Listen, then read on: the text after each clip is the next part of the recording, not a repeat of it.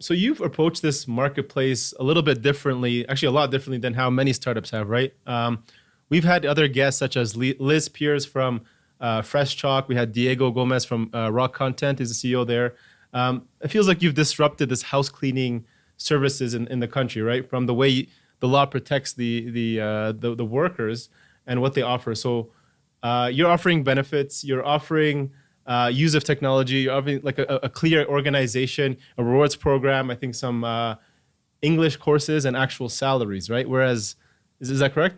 Yeah. Am I correct? Okay. And the key points and I think that's a key point of what you guys have and how you guys can attract more workers, right, in contracts. How do you support that financial model? Because that's a huge risk you're taking. With there's a lot of challenges around that as well, right? Yeah, we have more challenges than just a marketplace where you connect people because they are actually your employees. Yeah. And so our service is more expensive than the competitors. That's a fact because we have to pay for the extra charges for having workers. But I think that at the end of the day, that's also one of the benefits for hiring a service with us. Because as they are our workers, we need to put more attention in things like security.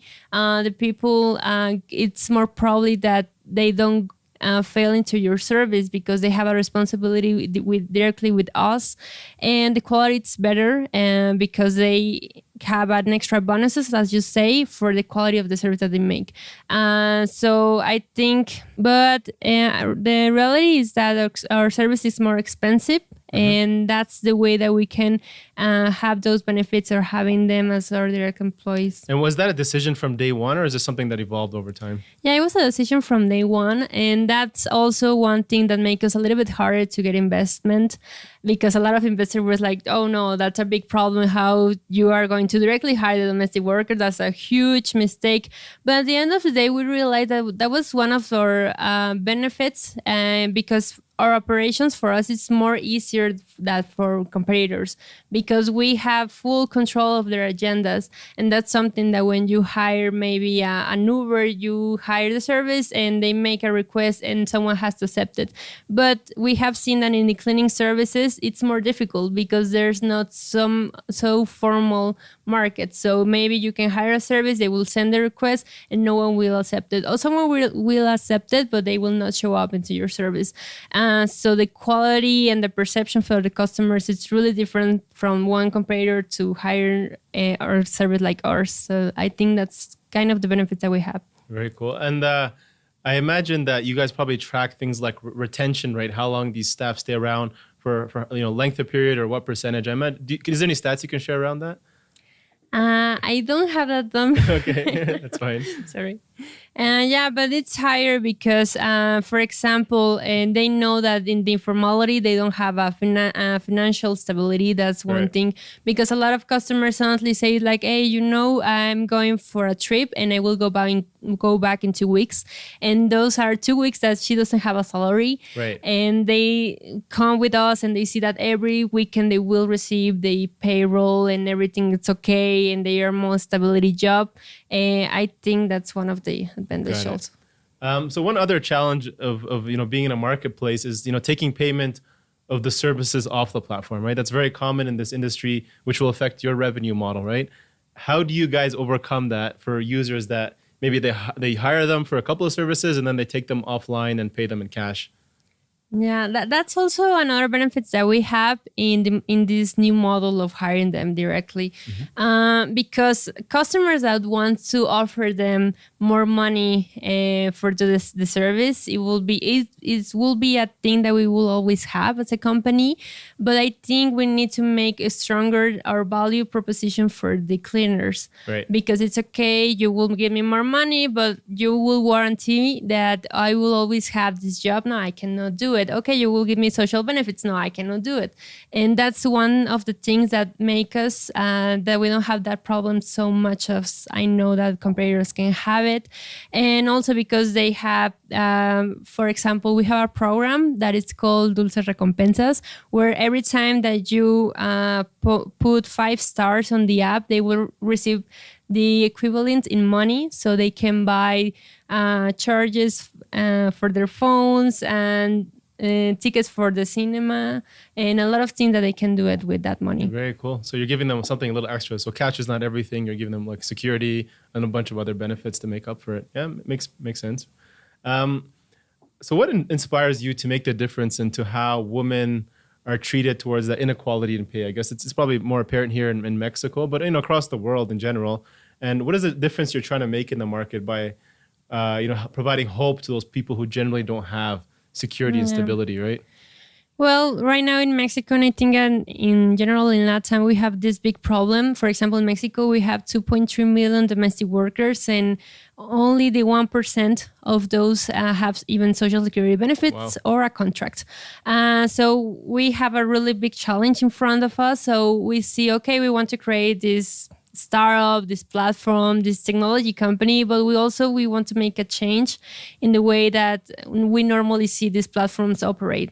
And we see that's big opportunity to help them and help their families. We have some cleaners that right now they can be able to buy their own homes, their own cars, and improve the life of them and their families. So I think that at the end of the day, putting all the fancy technology thing apart, we are making a change in their lives, and that's something that makes us that all the people that work for the company, that's why they are here, and also the investor, because we realize that not all the investor works for us, and in the past we were finding investors that they really care about the social impact, so they make a really good fit for us, and that's all a really big problem that we all as a team we want to solve, and that's our mission.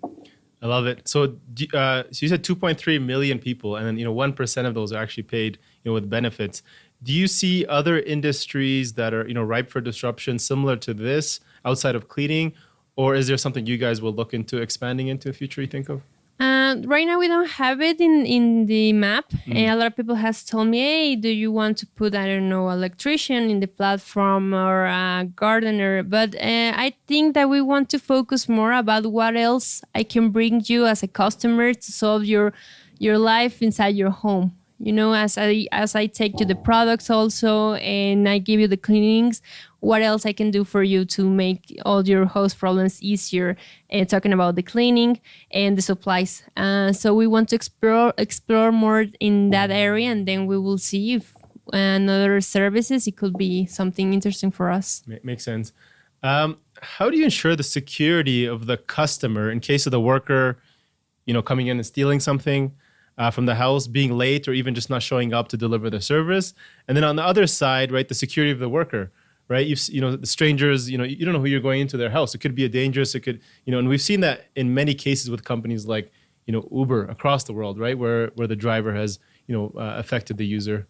Yeah. For example, the first problem is about the security. Because when something is missing in their homes, unfortunately, we're the first person that everyone looks at it.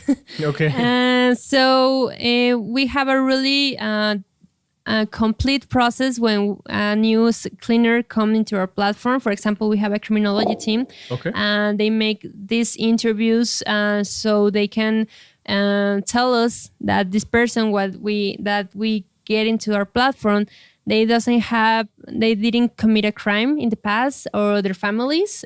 So, for example, today we have provided more than 53,000 cleaning services, and the probability that we have a situation like this is like 0.03%. Okay. So it's really low. That means that we're doing a really good job in the recruiting processes. Okay. And also for the cleaner, the good thing is that we get all the information about the customers. We know where the customer lives, and that helps us to avoid that. Today we didn't have any of security problems for the cleaners also.